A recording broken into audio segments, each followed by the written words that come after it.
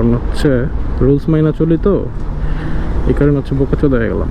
তাহলে বাইকারদের জন্য কত সুবিধা হইতো, আমরা যেরকম বাহিরের দেশে 2 গাড়ির মাঝখান দিয়ে চলে যাই।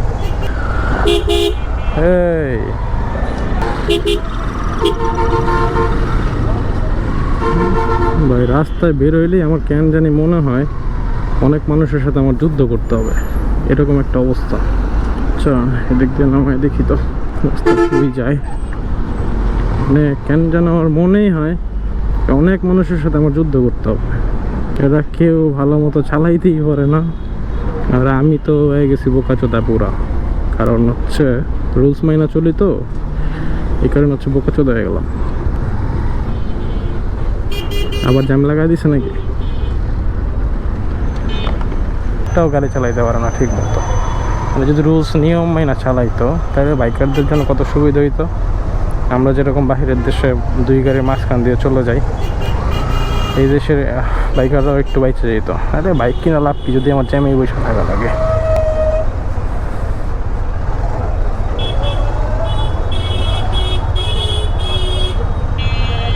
এই দেখেন বাইক কিনা যদি জ্যামেই বসে থাকা লাগে,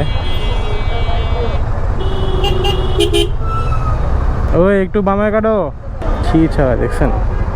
আসলে যে যার খুশি যেমনি খুশি তেমনি চালাইতেছে। সরকারের উচিত প্রথমত এই লোহার বডিগুলো এরা লাইগা রাস্তাঘাটে কি একটা অবস্থা। আমার মতে সরকারের উচিত প্রথমে এই বাসের যে বডি, স্টিল বডি, এগুলারে ব্যান করে দেওয়া।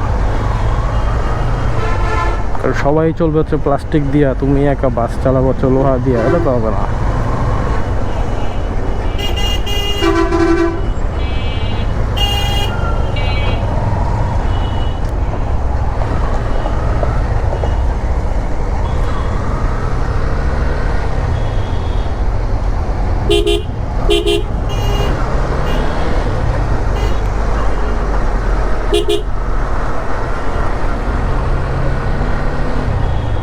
আরো সামনে দিকে উঠবো। কি রে বাবা,